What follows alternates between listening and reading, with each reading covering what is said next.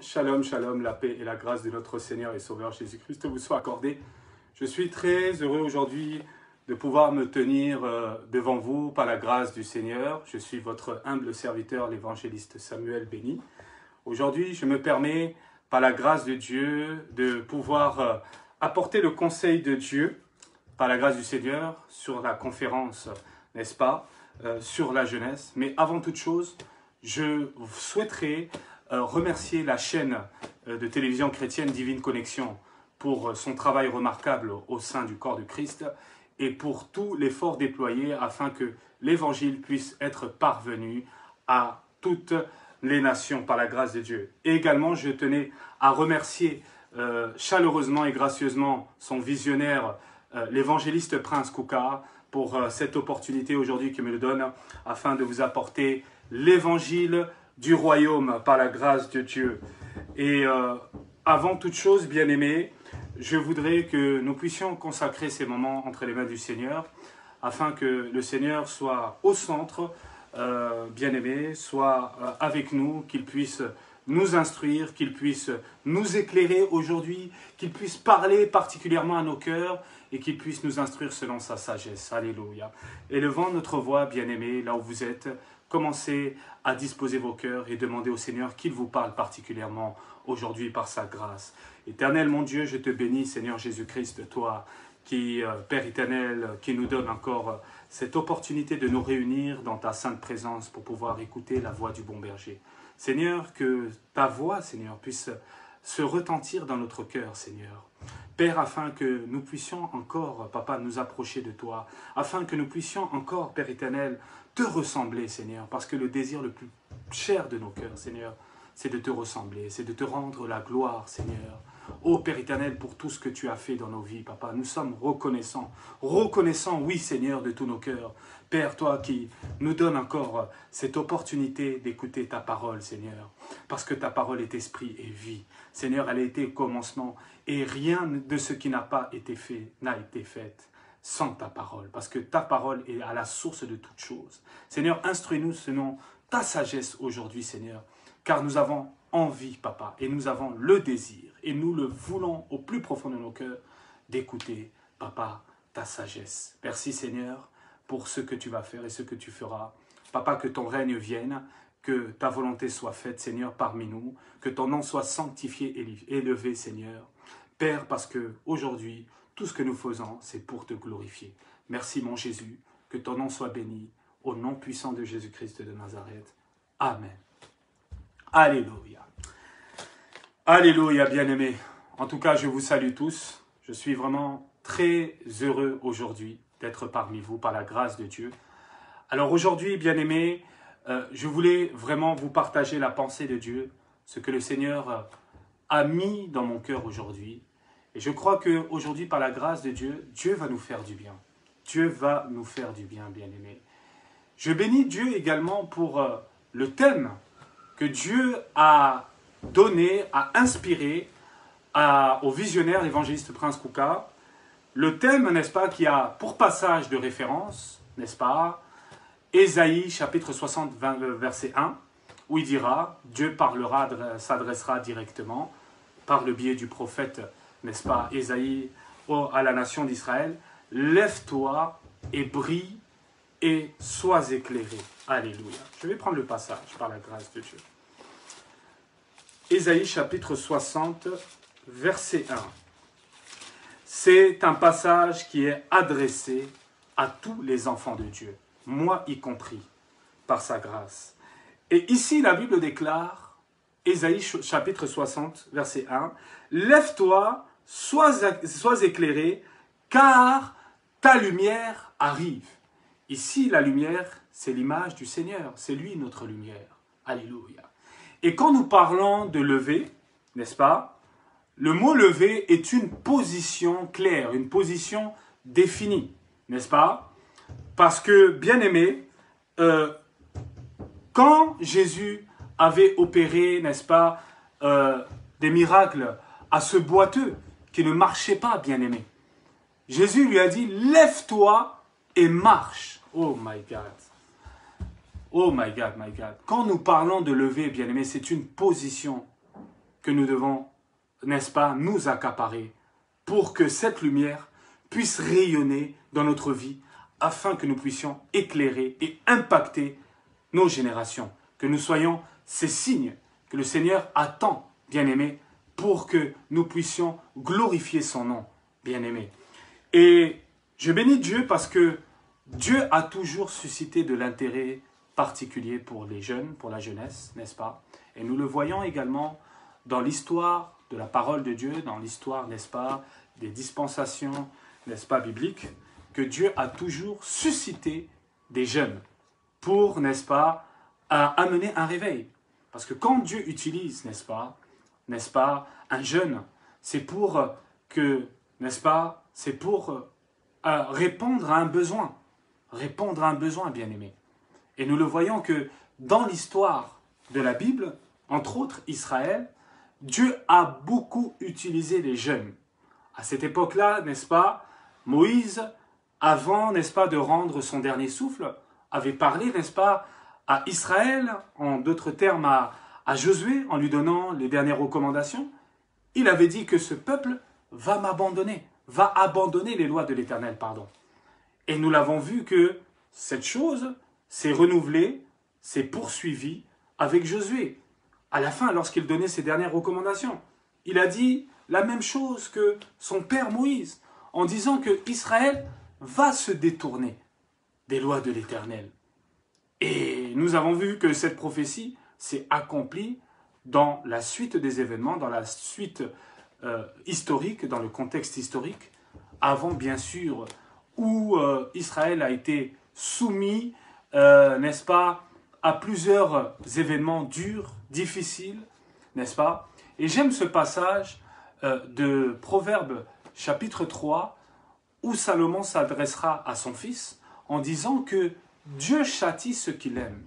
Parfois, nous ne comprenons pas les voies de l'Éternel, parce que, bien-aimés, nous ne sommes pas connectés, n'est-ce pas, à sa pensée, pour saisir sa pensée. Et parfois, on dit, non mais, quand nous traversons des temps difficiles, on dit que non, Dieu nous a abandonnés. Alors que l'Ecclésiaste chapitre 7 nous dira que Dieu crée le jour du bonheur, comme lui aussi il crée le jour du malheur.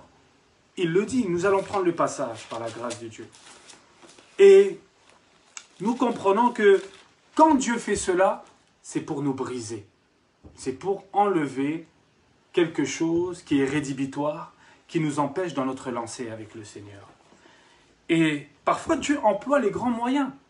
Et nous allons le voir avec un serviteur de Dieu aujourd'hui que le Seigneur m'a inspiré, auquel je vais développer sur, n'est-ce pas, le parcours héroïque de Gédéon, par la grâce de Dieu. Nous allons le voir par la suite. Et avant toute chose, si vous le permettez, supportez-moi.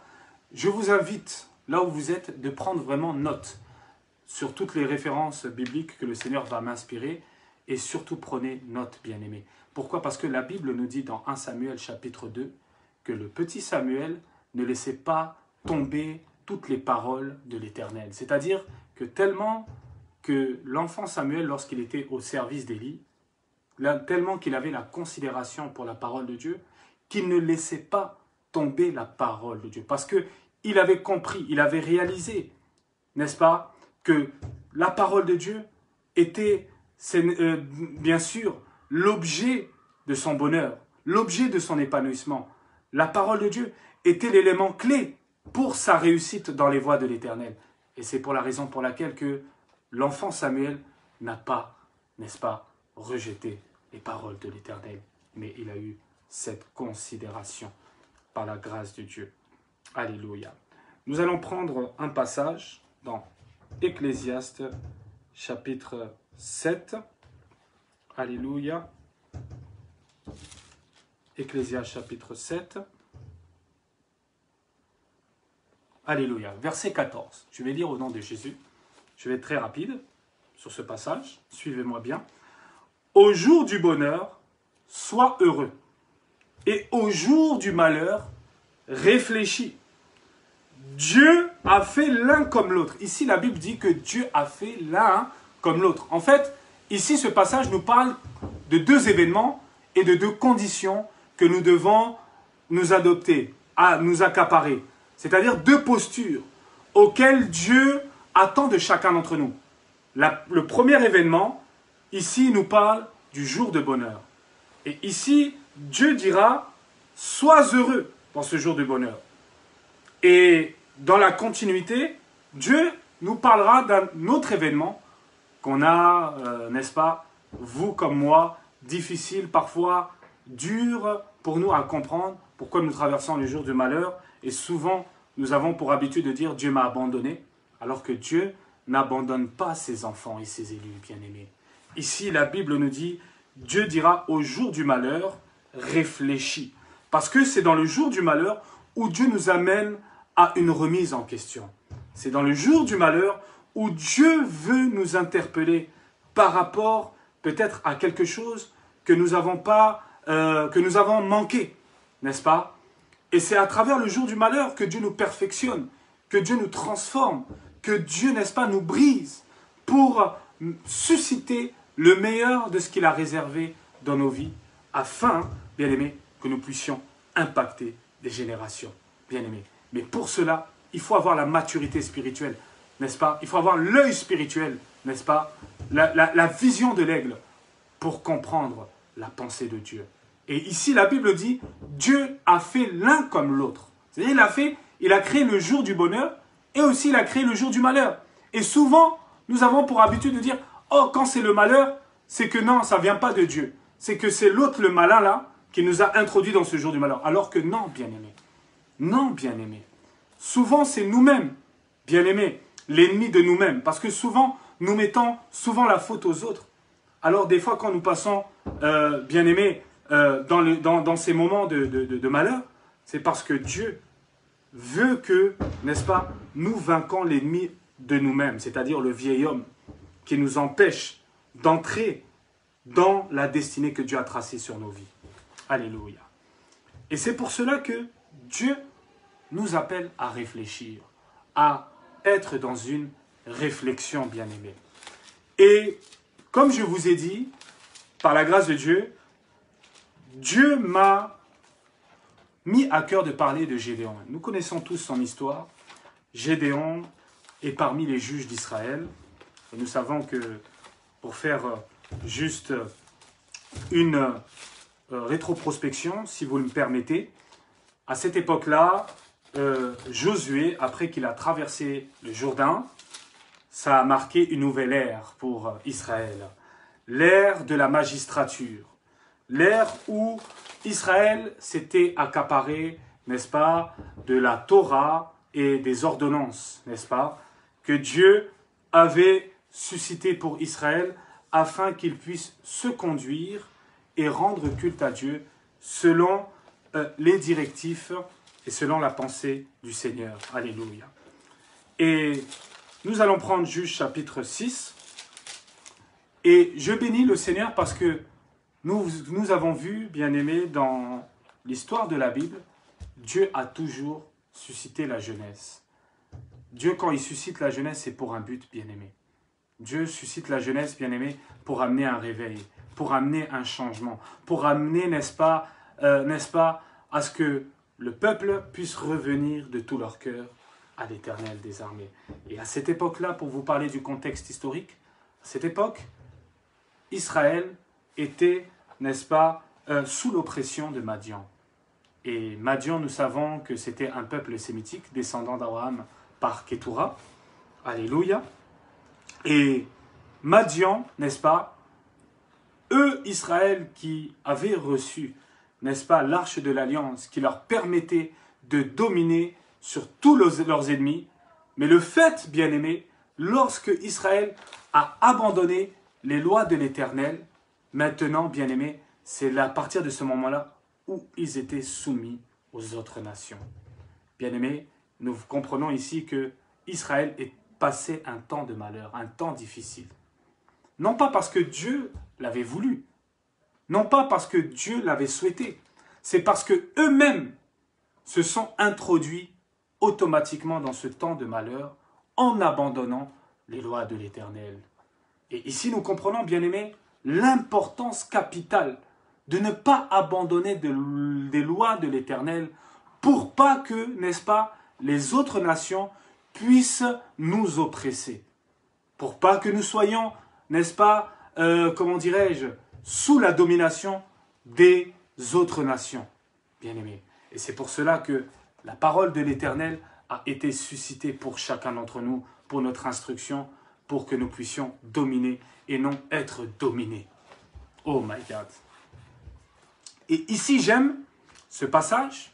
La Bible déclare que tellement le joug de Madian était insupportable pour Israël, et Israël a crié à l'Éternel de tout leur cœur durant la nuit. Et ce que j'aime avec le Seigneur est un Dieu riche en bonté. Il a écouté le cri de leur cœur. Il a vu leur souffrance, comme à l'époque en Égypte, il y a 200 ans en arrière, à cette époque-là, bien-aimés.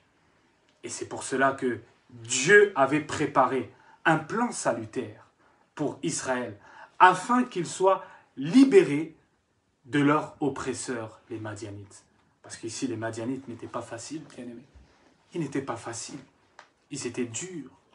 Ils faisaient subir, bien-aimés, un traitement tellement difficile, au point où, bien-aimés, que les réserves alimentaires des Madianites, d'Israël, bien-aimés, étaient réservées en exclusivité pour les Madianites.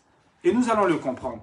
Parce que quand Dieu a visité Gédéon, la Bible déclare que l'ange de l'Éternel, n'est-ce pas, verset 11, était apparu et il s'est assis sous le térébinthe d'Ophra, qui appartenait à Joas, de la famille d'Abiézer. Le térébinthe, bien-aimé, nous savons que c'est un arbre. Et c'est dans ce même arbre que Zachée est monté, bien-aimé, malgré sa petite taille, pour voir le Seigneur, pour voir, n'est-ce pas, pour saisir le temps de la visitation du Seigneur. C'est pour cela que l'ange de l'Éternel, bien-aimé, était venu visiter Gédéon pour répondre à un besoin, des cris de souffrance que Israël avait adressés à l'Éternel durant toute leur nuit dans leur malheur. Et c'est pour cela que, n'est-ce pas, Jérémie le dira dans Jérémie 33, n'est-ce pas, au jour de la détresse, j'invoquai l'Éternel et il m'a répondu. Oh my God, my God. C'est là où nous comprenons, bien-aimés, la bonté intarissable, l'amour intarissable de notre Dieu, Jésus-Christ de Nazareth, bien-aimés. C'est vrai que d'une manière et d'une autre, nous pouvons fauter, nous pouvons, n'est-ce pas, pécher, nous pouvons nous détourner provisoirement de sa parole, bien-aimés, mais il est toujours prêt à nous recevoir. Ses bras d'amour sont toujours tendus vers nous. Il attend simplement que nous crions à lui, que nous nous repentons, et il est prêt, bien-aimés, toujours à nous accorder sa grâce, comme il a accordé ici à Israël. Pourtant, Israël, à cette époque-là, avait désobéi à Dieu, avait abandonné la loi de l'Éternel, c'est-à-dire les commandements divins, n'est-ce pas? Et Jésus nous dira, celui qui m'aime, garde mes commandements. Et ce que j'aime bien ici, Gédéon était dans une posture, était actif, était dans une activité. Il manifestait en fait une disposition de son cœur.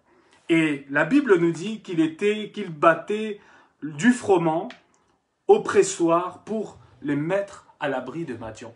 Vous voyez, tout à l'heure, je vous disais que les ressources alimentaires d'Israël, c'est-à-dire les Madianites, dans leur joug, empêchaient, n'est-ce pas, Israël de bénéficier des ressources alimentaires que eux-mêmes ont travaillé de leur propre sueur. Et ici, nous voyons que Gédéon avait caché. Ça veut dire, en fait, dans son cœur, il avait le souci de l'œuvre de Dieu. Il avait le souci, bien-aimé, de pouvoir nourrir Israël. Il avait le souci, bien-aimé, de pouvoir servir Israël. Voilà, nous voyons par là, bien-aimé, les prérequis, n'est-ce pas, sine qua non, qu'un serviteur de Christ doit avoir dans son cœur.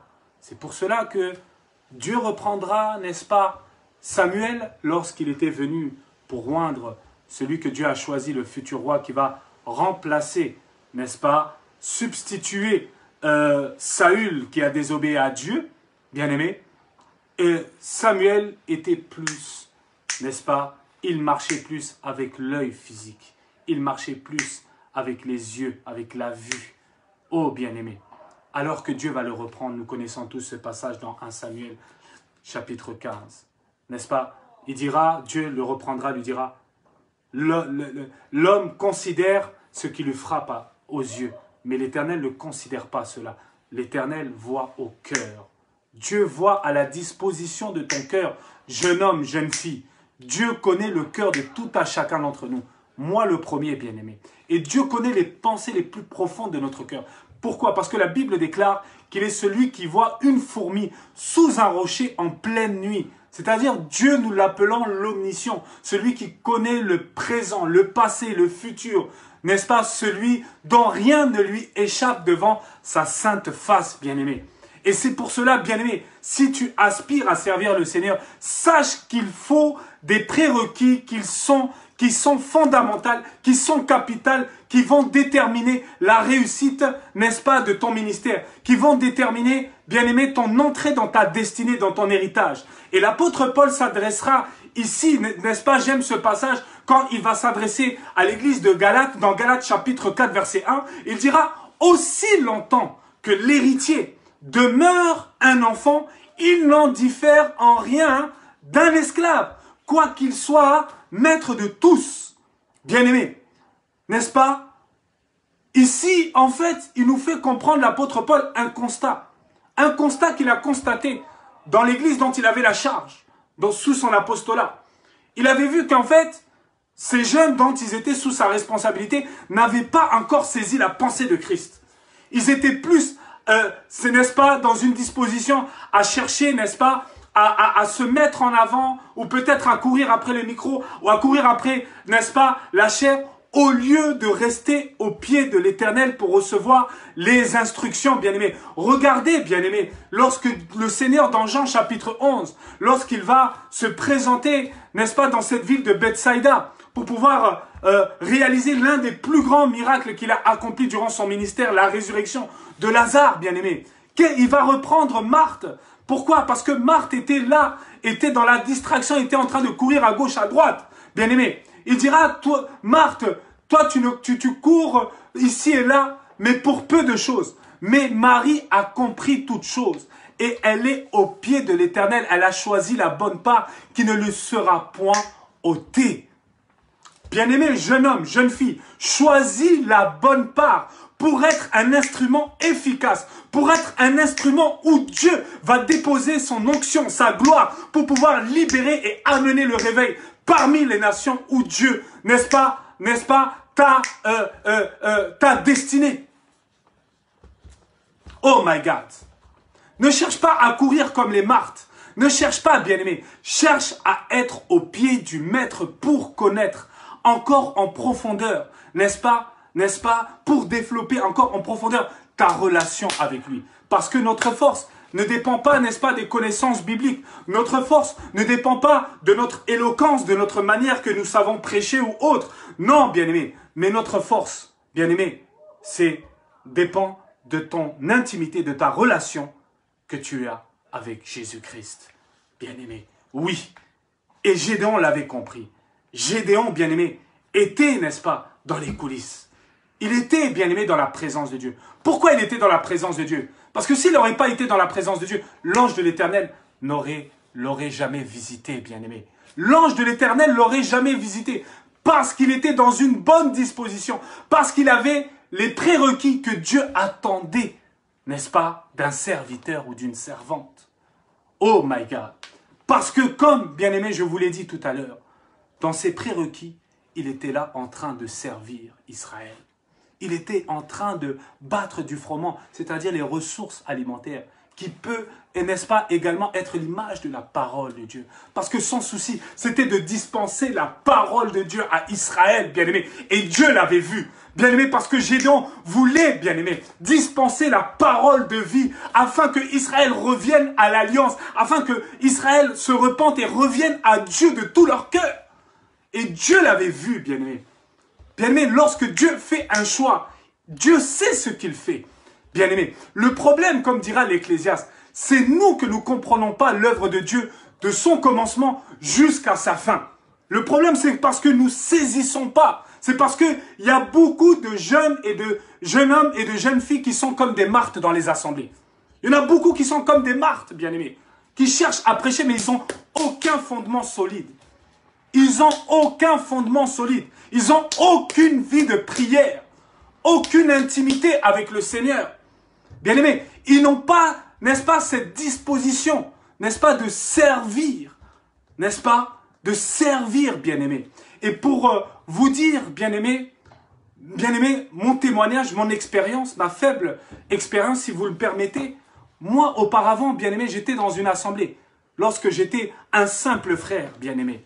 J'étais dans une assemblée, bien-aimé, où je nettoyais les toilettes, où je nettoyais la salle. Je n'avais pas honte de ces choses, bien-aimé. C'est parce que c'était le chemin de la gloire, le chemin de l'humilité. Oh my God, c'est le chemin de la gloire. Si, bien-aimé, la Bible déclare, Dieu résiste aux orgueilleux et il fait grâce aux humbles. Et Jésus dira aussi, oh bien-aimé, comme enseignement, bien-aimé, important, pour nous pouvoir nous interpeller de ces prérequis que Dieu attend de chacun d'entre nous, pour être un instrument efficace, bien-aimé, pour le royaume des cieux.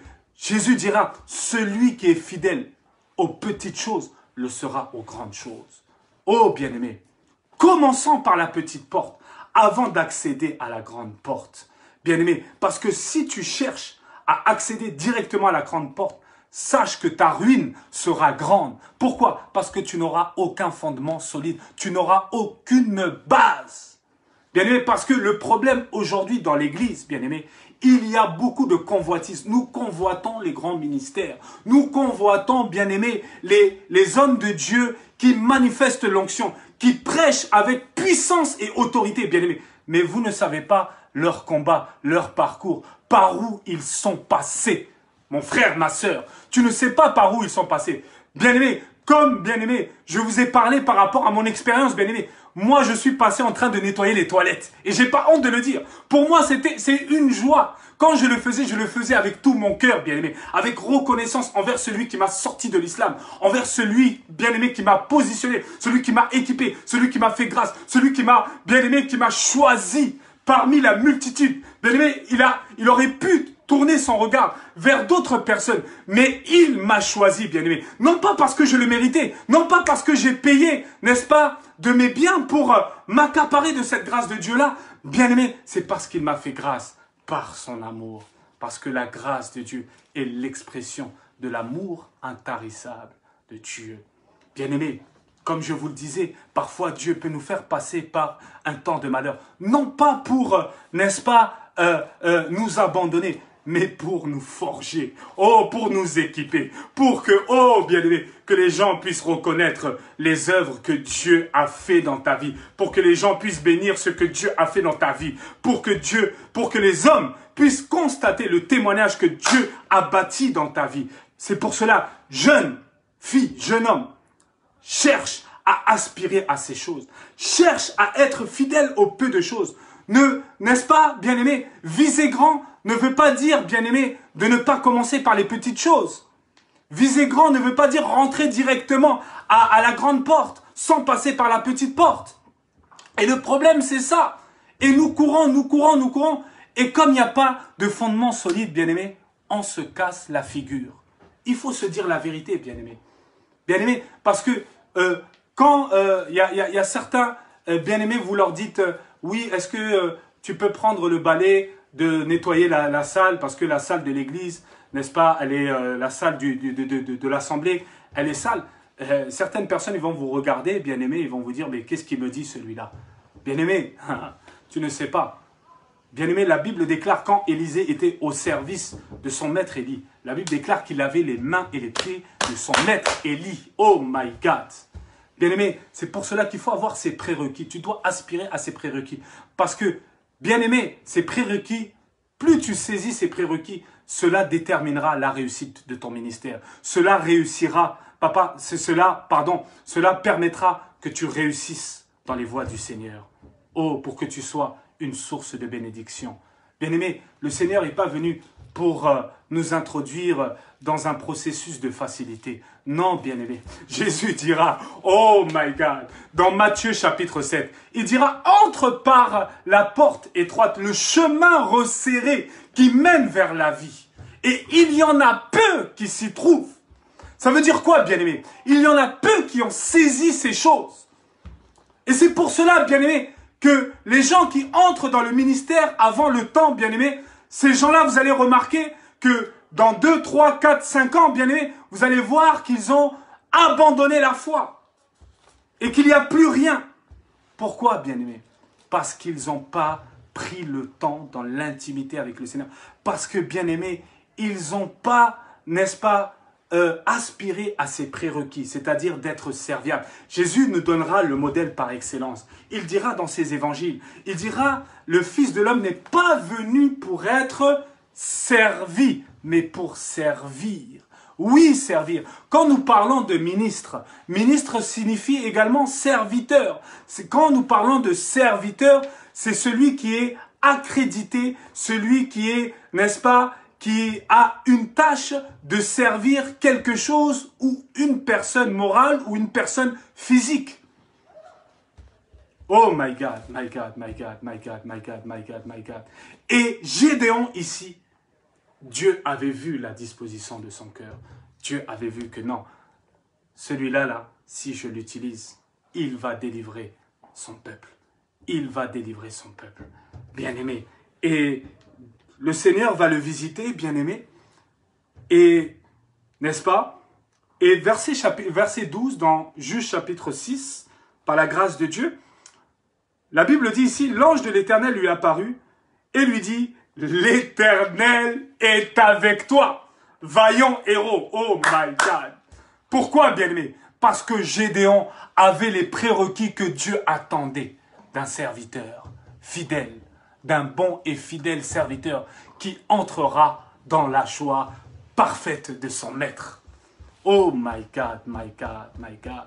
Bien-aimé, avant de courir après le ministère, cours après Jésus. Cours sans relâche après Jésus.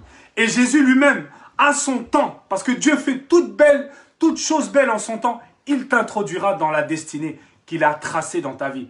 Non pas, cela ne veut pas dire que Dieu ne veut pas que tu entres dans ton ministère. Mais Dieu veut que tu entres dans le ministère à son temps pour que tu puisses aller le plus loin possible, pour que surtout tu puisses bénir le plus de personnes possible pour les amener à la lumière.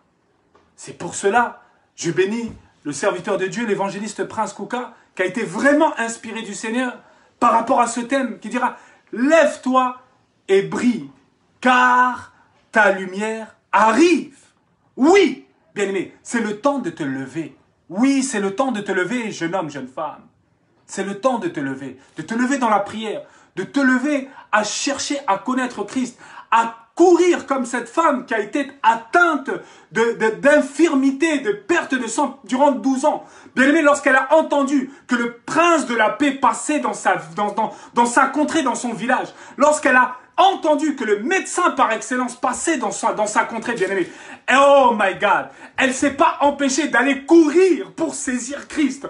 Oui, courir pour saisir le pan de sa robe, afin que l'onction qui donne la vie, afin que l'onction qui rafraîchit, bien-aimé, afin que l'onction, oh bien-aimé, qui lui redonnera sa dignité, elle qui a été exclue de la synagogue, bien-aimé, oh my God, afin que, oh bien-aimé, par ce geste héroïque et prophétique, et cet acte de foi qu'elle a posé, bien-aimé, elle avait reçu son miracle ce jour-là. Oui, bien-aimé. Et Jésus fera éloge de cette personne. Il dira, je vous le dis en vérité, des gens entendront parler de ce que cette femme a fait ce jour-là. Oh my God, my God. Et ses prérequis, jeune homme, jeune fille. Et ses prérequis, sois amoureux, amoureuse de manière démesurée envers celui qui est mort à la croix pour toi. Sois amoureux de Jésus, sois reconnaissant envers tout ce qu'il a fait dans ta vie. Bien-aimé, si tu travailles toute ta vie pour Jésus, cela ne récompensera pas ce qu'il a fait à Golgotha pour toi. Bien-aimé, suis ce modèle par excellence. Lui qui est venu pour servir et non pour être servi. cherche à servir, cherche à être comme Gédéon, qui servait son peuple en battant le froment et en cachant les récoltes alimentaires pour pas que Madian puisse s'accaparer sur Israël, pour pas que Israël meure de la famine. Oh my God, oh Jesus, il y a une belle onction, il y a une belle onction. Oh my God, oh Jesus. Oh, aspire à ces choses, s'il te plaît. Il faut que tu te réveilles. Il faut que tu sois révolutionné. Il faut que tu te révoltes. Il faut que tu te positionnes dans le Seigneur. Il faut que ton système de pensée change. Ne cours pas après la convoitise. Ne cours pas, bien-aimé, parce que tu ne sais pas ce que tel homme de Dieu a payé comme prix de sa vie pour arriver à ce niveau avec le Seigneur. Tu ne sais pas. Tu ne sais pas par quel combat il est passé. Tu ne sais pas par quelle difficulté il est passé. Tu ne sais pas, bien-aimé, tous les critiques, les insultes qu'il a reçues. Oh, combien de critiques et d'insultes que j'ai reçues. Mais je bénis le Seigneur. Je suis, bien-aimé, dans la joie quand on m'insulte, quand on me critique. Bien-aimé, cela prouve que Jésus est dans ma vie, bien-aimé. Oh, bien-aimé, parce que je le dis avec reconnaissance, avec amour. Bien-aimé, ce que Jésus a fait dans ma vie, aucun homme, grand qu'il soit, ne pourra le faire. Bien-aimé, parce que je sais d'où il m'a tiré. Bien-aimé, je sais d'où il m'a tiré, my God. Oh, Jesus Christ. Oh, oh, oh, mon frère, ma soeur, toi qui écoutes ce message, les chaînes vont tomber. Je vois les chaînes vont tomber, bien-aimé.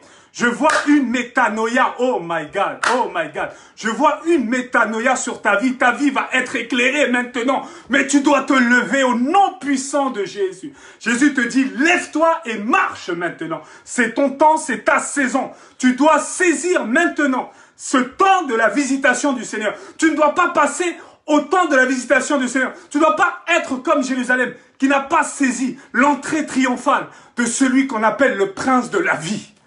Et c'est pour cela que Jésus a pleuré pour Jérusalem. Il a dit, oh my God, je vais prendre ce passage, oh, c'est trop fort, my God, oh my God, oh Jesus.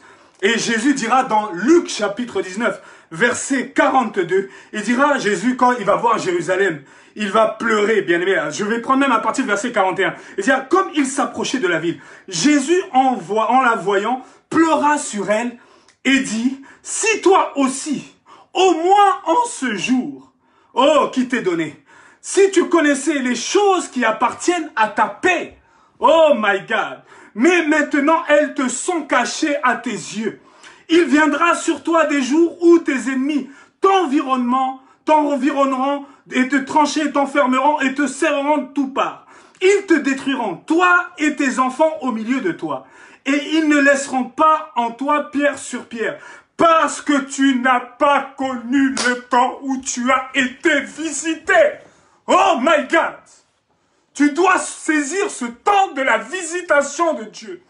Parce que Dieu veut faire des choses extraordinaires que l'homme n'a point connues, que l'homme n'a point vues. Mais tu dois te lever et saisir ce temps que Dieu offre à toi maintenant, en te faisant grâce d'écouter sa sainte vocation, bien-aimé. Tu dois accepter, agréer cette sainte vocation, afin que ta vie puisse, bien-aimé, être une bénédiction, afin que ta vie, bien-aimé, puisse avoir un sens et un épanouissement démesuré que l'argent, que l'or, que les femmes, que les hommes, ou je ne sais quoi, ou que les politiciens, ou les rois de ce monde, ou les grands de ce monde ne peuvent te donner. Seul Jésus-Christ peut te l'apporter. Pourquoi? Il dira, si au moins en ce jour, tu connaissais ceux qui appartiennent à ta paix.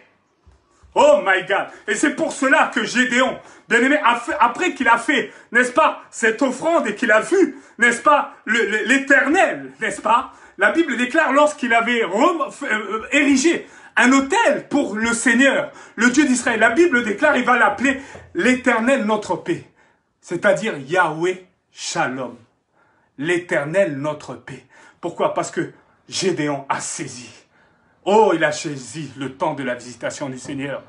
Il a saisi ce qui lui appartient à sa paix. Il a saisi. Mon frère, ma sœur, il a saisi Gédéon. Et toi, mon frère, ma sœur, est-ce que tu vas saisir ce qui appartient à ta paix? Est-ce que tu vas saisir cela? Tu dois te lever.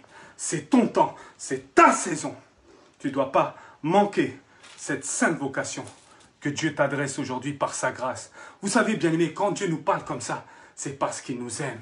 C'est parce qu'il a un plan parfait pour nous. Et n'est-ce pas, c'est ce qu'il dira à Jérémie le prophète. Il dira, car je connais les projets que j'ai formés pour vous.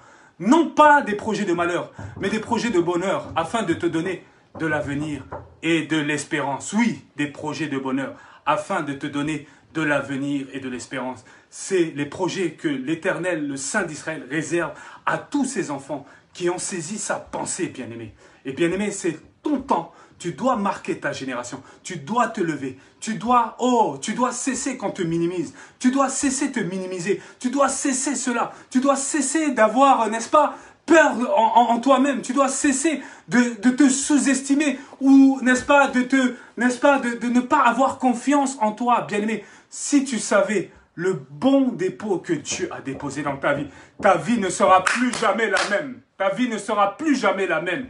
Ta vie ne sera plus jamais la même, mon frère, ma soeur. Ta vie changera et impactera des générations en générations. Mais tu dois te lever avec la foi, avec le peu de force que tu as. Et Dieu dira à Gédéon, malgré que Gédéon était dans un doute, malgré que Gédéon posait cette question, où sont les prodiges que nos pères nous avaient racontés lorsque le Seigneur avait sorti Israël de la main des Égyptiens? Et le Seigneur lui dira, lève-toi avec le peu de force que tu as.